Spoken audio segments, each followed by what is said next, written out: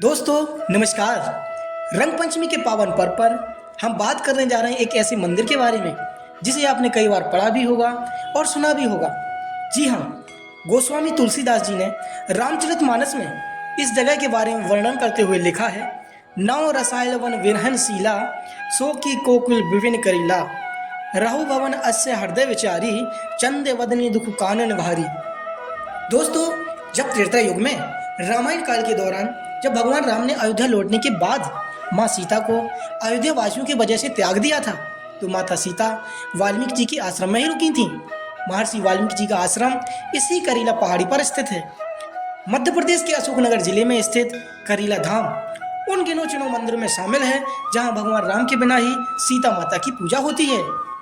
दोस्तों, कहा जाता है कि रंग पंचमी के दिन ही करीला धाम में दो दिव्य बालक माता सीता के पुत्र लव और कुश का जन्म हुआ था और उनके जन्म की खुशी में भगवानों ने अप्सराओं पर नृत्य कराया था।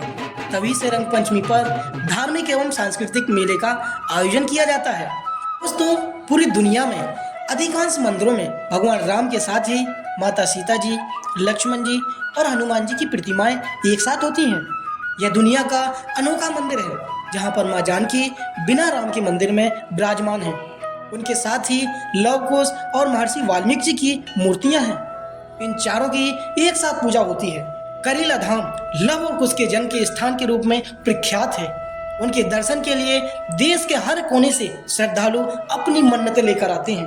मान्यता है कि करीला धाम में निसंतान व्यक्ति अपनी मनोकामना लेकर आता है।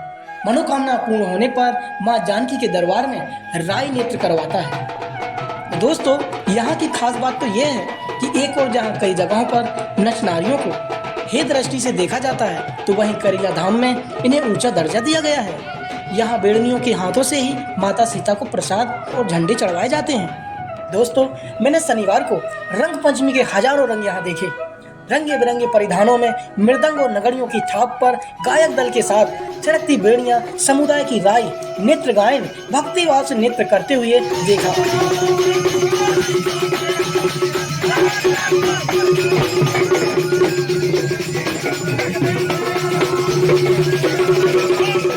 लोगों की मन्नतें पूरी होने पर सिर पर पूजन की थाल लिए मंगल गीत गाते मंदिर में प्रवेश करती महिलाएं और जयकारा से गूंजता विदेही धाम।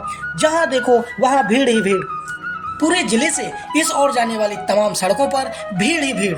ऐसा लग रहा था मानो हर रास्ता करीला मंदिर पर जाकर ही रुक रहा है। जगह जगह पर तरह तरह के कार्यक्रम हो रहे थे। जगह जगह पर माता सीता के भंडारे चल रहे थे। रंग पंचमी के दिन लोगों के अंदर बड़ा ही उत्साह देखा।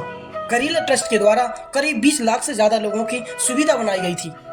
मैंने देखा 2 से 3 हजार पुलिसकर्मी लगाए गए थे। वहाँ पे 10 से 15 एम्बुलेंस रखी हुई थी।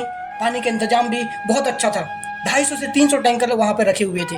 यहाँ पर लोग आकर माता जानकी के दर्शन करते हैं और इसके अलावा यहाँ पर राय नृत्य करवाते हैं। ऐसा माना जाता है करीला माता के यहाँ राय नृत्य करवाने से माता जानकी प्रसन्न होती हैं और भक्तों पर अपनी कृपा बरसाती हैं। इस करीला धाम मेला में बड़े दूर दूर से श्रद्धालु आते हैं। यहाँ पर आने के लिए लोग कार, ट्रक, ट्रेन इत्यादि से आकर माता जानकी के दर्शन करते हैं। रंग पंचमी पर करीला का नजारा देखने लायक होता है। इस दौरान करीला दुनिया का अनोखा रंगमंच बन जाता है। इन दिनों यहाँ शायद ही कभी ऐसी रात होती हो। यहाँ हजारों की संख्या में नृत्य गायन बिना किसी मंच के रात के अंधेरे में जलती मसालों के बीच राय नृत्य करते हैं।